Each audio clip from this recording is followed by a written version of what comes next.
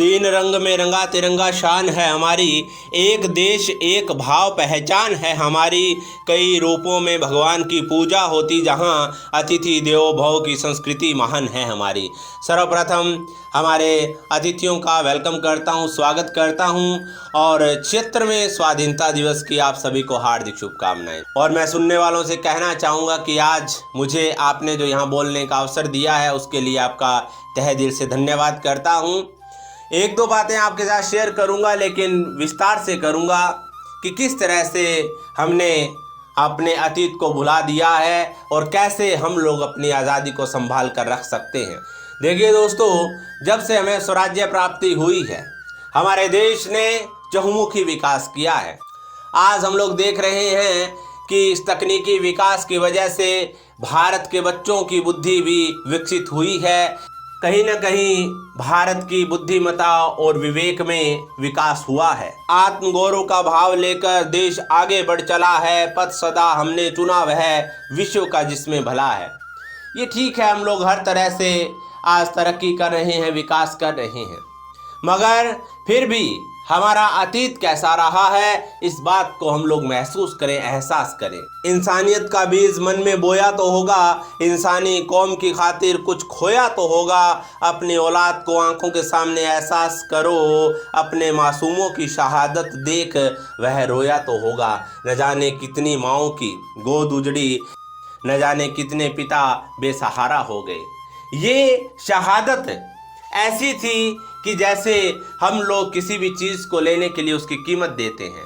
आज़ादी कैसी सुनहरी चीज़ थी जिसके लिए हमारे देशभक्तों ने अपनी शहादत दी, लेकिन आज हमने उसको भुला दिया। बताएं, जो देश की जर्जर हालत तो पत्थर भी आंसू बहाने लगेंगे। इंसानियत जो खो गई है किसी भीड़ में उसे ढूंढने में ज़माने लगेंगे। आज हमने अपनों के साथ ही दगा करना शुरू कर दिया। अपने ही घर में हम लोग बंट गए। ज़मीं कहती है मैंने प्यार सबको प्यार से बांटा, अनाज का एक एक दाना भी आदर और सत्कार से बांटा। मेरे नादान बेटों ने मेरे टुकड़े किए ऐसे, कलम की नोक से बांटा, लहू की धार से बांटा।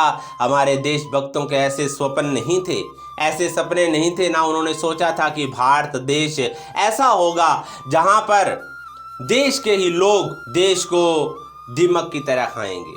आज बात करें आतंकवाद की, हम लोग आतंकवादियों की बात करते हैं, संप्रदाय की बात करते हैं, लेकिन क्या हमने कभी सोचा कि जो लोग बड़े बड़े पदों पर बैठे हैं, कुर्सियों पर बैठे हैं, जो लोग सरकार का पैसा हजम कर जाते हैं, और राजनीति में भी ऐसे लोग हैं जो लोग अपने स्वार्थ के लिए लोगों के हितों की बलि चढ़ा देते हैं और सरकार को और देश की अर्थव्यवस्था को चूना लगाते हैं। ये आतंकवादी से कम नहीं है, क्योंकि जो व्यक्ति निष्ठुर है, ईमानदार नहीं है, घूसखोर है, रिश्वतखोर है, बेईमानी का पैसा कमाना ही जिसका काम हो, कितना बड़ा वो नुकसान करेगा। मैं एक छोटा सा उदाहरण देता हूँ। अगर एक फौजी, अगर एक टीचर, अगर एक डॉक्टर जब पैसे देकर अपने पद पर बैठ जाता है तो आप सोच के देखिए कि वो देश का नुकसान करेगा कि फ़ायदा पहुँचाएगा।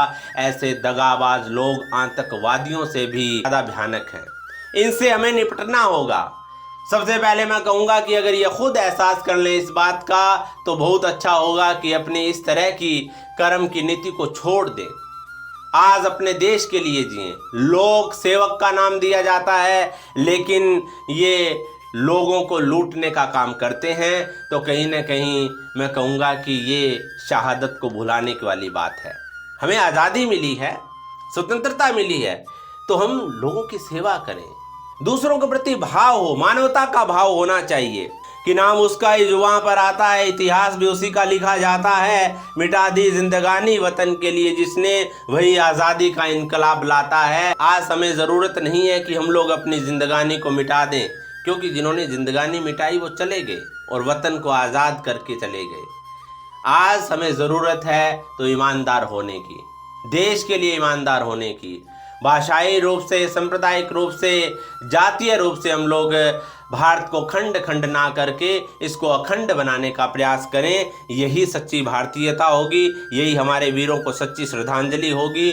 और जो लोग राजनीति के बड़े बड़े पदों पर बैठकर यानी कि एमएलए, एमपी बनकर भारत की अर्थव्यवस्था को चूना लगाते हैं, उनको भी अपने रवैये में सुधार करना चाहिए।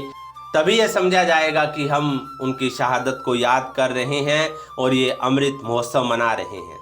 भारत भूमि को स्वर्ग बनाना है, वतन परस्ती का फर्ज निभाना है, अमन चैन और बलिदान से शहादत का कर्ज चुकाना है। अमन चैन का परिचय दें हम लोग, आपस में प्रेम से रहें, आपस में हम लोग एक दूसरे के सुख दुख में काम आए, इंसान इंसान से प्रेम करें, ऐसे भाव आज हम लोग लेकर आए। आज का यह स्वाधीनता दिवस ऐसी प्रेरणा हमारे लिए लेकर आया है, तो ज़रूरी है कि हमारे देशभक्तों के नक्शे कदम पर चलें। हम उनकी प्रेरणा को ही अपना जीवन मानकर भारत भूमि को उज्ज्वलता प्रदान करें।